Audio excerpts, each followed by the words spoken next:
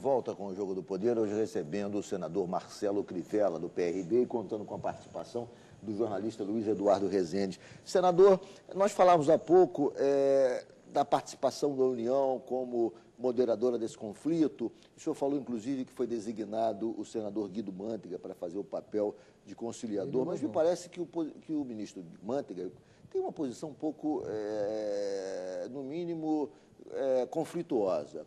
Porque se de um lado ele é ministro da Fazenda e foi designado para ter esse papel de conciliar os interesses em nome do Pacto Federativo, de outro, ele é presidente do Conselho da Petrobras e tem que zelar nessa condição pelos lucros da Petrobras. O senhor não acha que só esse conflito já seria, digamos, inadequado para quem vai exercer essa negociação, construir esse entendimento, esse consenso? Afinal de contas, quando ele fala sobre a questão dos royalties, ele fala como ministro ou fala como presidente do Conselho da Petrobras? Pois é, não devia ser, mas você tem toda a razão. A fronteira entre o que a lei proíbe e aquilo que ela não proíbe, mas não é justo, aquilo que é ético, que é imposto pela consciência, pelo dever moral de cada cidadão, é uma fronteira muito tênue e como toda fronteira, tem que ser vigiada.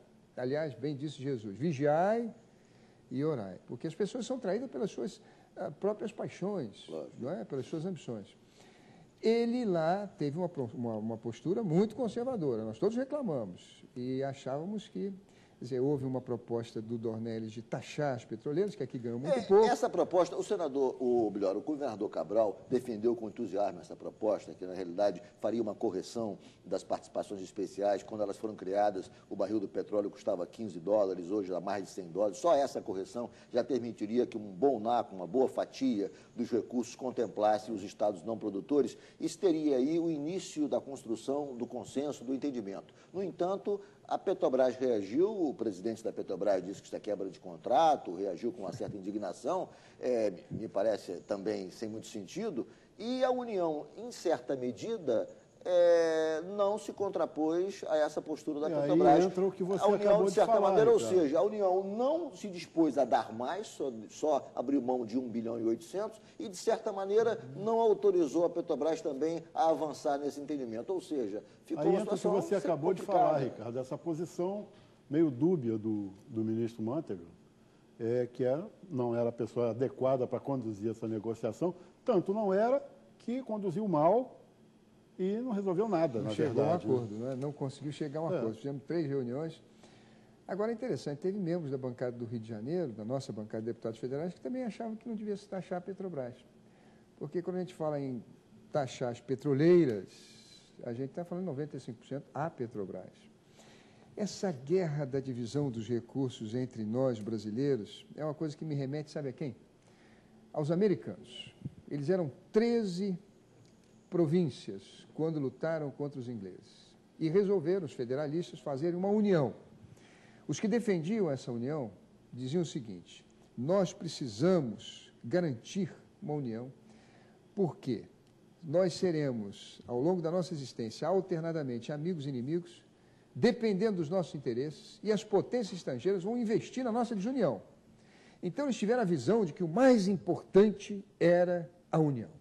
E fizeram uma união, fizeram até uma guerra de secessão, tiveram um exército para evitar que o país fosse dividido. Hoje são a maior nação do mundo. Agora tiveram estadista. Você sabe quando terminou a guerra contra a Inglaterra, as 13 províncias estavam quebradas, com exceção da Filadélfia. E Thomas Jefferson era da Filadélfia. E Hamilton defendia que o governo central assumisse a dívida das províncias que estavam quebradas. Pois bem, o Jefferson era contra, mas George Washington disse assim, não, nós vamos ter que assumir. Mas, presidente, a Filadélfia vai ficar no prejuízo porque ela pagou, ela está em dia, ela é adimplente. Ele disse, não, tudo bem, mas nós vamos dar uma vantagem para a Filadélfia. A Filadélfia vai ter perpetuamente a capital dos Estados Unidos. E ficou lá Washington. Aliás, o terreno da Casa Branca foi ele que doou. O que nós precisamos hoje aqui é de um George Washington. Alguém que tenha uma solução política, que nos conduza a uma paz, e eu acho que não há ninguém com maior legitimidade do que a nossa presidenta, que teve 60 milhões de votos e que é respeitadíssima por nós todos. Por um detalhe, Quando nós discutíamos com o presidente Lula quem iria sucedê-lo, a gente imaginava que uma mulher teria mais chance, porque a filha do Sarney, a Rosiana, quando foi lançada, chegou a 20% rapidamente. Depois teve um escândalo com o marido, ela caiu. Então se admitia que o Brasil, como a Chile, como a Argentina, iria eleger uma mulher, ou teria tendência a eleger uma mulher. E aí se procurou vários nomes, se discutiu vários nomes. Eu não participei de todas as reuniões, mas via Zé Alencar, eu acompanhava, até que chegou o nome da Dilma. Mas ela tinha uma doença. E ela, então, foi ouvida. E ela esqueceu de si mesma. Ela, vamos dizer assim, praticou a renúncia, o idealismo, ela fez a política do bem. Então, se for para manter o nosso projeto, para continuar a nossa obra, eu vou esquecer do meu tratamento, eu coloco isso até como coisa secundária e vou para isso. Então, ela ganhou entre nós todos uma autoridade moral, uma autoridade que poucos na política têm. Não foi uma ambição, pelo contrário, foi uma renúncia à candidatura dela. E com ela vencemos a eleição. De tal maneira que ela tem essa autoridade para reunir todo mundo e dizer, olha, vamos colocar a bola no chão. Por exemplo, vocês estão falando de desigualdade. Esse 1 bilhão que a Petrobras já deu, com mais um aumento da produção, e de repente vamos fazer isso mesmo, taxa-se um pouquinho aqui, nós já temos 2 bilhões, que é o que o Nordeste e o Norte recebem nessa divisão maluca que eles fizeram. E deixa Centro-Oeste e Sul, e deixa São Paulo e Minas para 2019, quando nós estivemos recebendo realmente os recursos de royalties do pré-sal. Porque, só para concluir, Ricardo, o nosso problema agora é que o Lula deixou uma divisão para a gente, mas essa divisão só chega em 2018, quando o pré-sal estiver produzindo. E os caras querem dinheiro agora, nesse instante. Então, para conseguir dinheiro agora, eles querem avançar sobre os postos já licitados. Essa é a aberração, porque os postos já licitados, tanto os do pré-sal quanto os do pós-sal, já fazem parte de um entendimento, de um direito ponto de vista legal, direito adquirido, que não pode ser jurídico. rompido.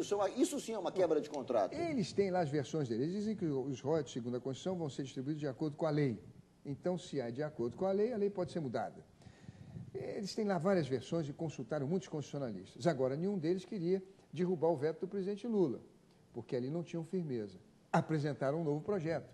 E esse novo projeto foi tão escandaloso que ele foi com regime de urgência direto para o plenário. Segundo a mesa do Senado, ele teria que passar por 6 comissões para ser discutido, relatado, emendado. Mas não seria o caso de ter entrado até no Supremo contra essa própria... Mas é regimental. Urgência, né? Mas é regimental, quer dizer, quando os líderes assinam um requerimento de urgência e ele é aprovado pelo plenário, nós não temos o que fazer. É regimental. Essa situação... É regimental, mas não é justo, não é legítimo, não é honesto, não é digno, não é honrado. Quer dizer, essa situação política que o senhor disse há pouco, da presença, da importância da presidente Dilma, ela que foi vitoriosa no Rio de Janeiro, teve 70% dos votos do Rio de Janeiro, como lembrou ainda há pouco o governador Cabral, quer dizer, ela não poderia passar a história, me parece, na minha opinião, como, digamos, a presidente que levou o Rio à ruína. O senhor acredita que haja essa sensibilidade no Palácio, haja essa sensibilidade entre os assessores da presidente para evitar que uma situação dessa se configure definitiva? Há um mês atrás eu não teria certeza, porque eu conversei com ela pessoalmente, eu pedi para que recebesse a bancada do Rio e do Espírito Santo, fui portador de um pedido. E disse a ela que quem ia falar em nome de nós todos seria o Dornelles. E ela foi muito fria. Ela disse para mim, Crivella, quem vai cuidar disso é o Manteiga e o Lobão. Conversa com ele. A Dilma é definitiva. Pois bem, nessa última reunião que eu relatei a vocês, ela disse isso, textualmente, solenemente. Quem acaba essa reunião é o Temer. Mas hoje eu quero falar. Em homenagem aos companheiros que pediram, fizeram apelo, nós vamos pautar esse assunto nessa reunião. E vamos discutir isso aqui, vamos encontrar um caminho. Depois fomos falar com ela e ela disse, eu não concordei com o que o Senado votou.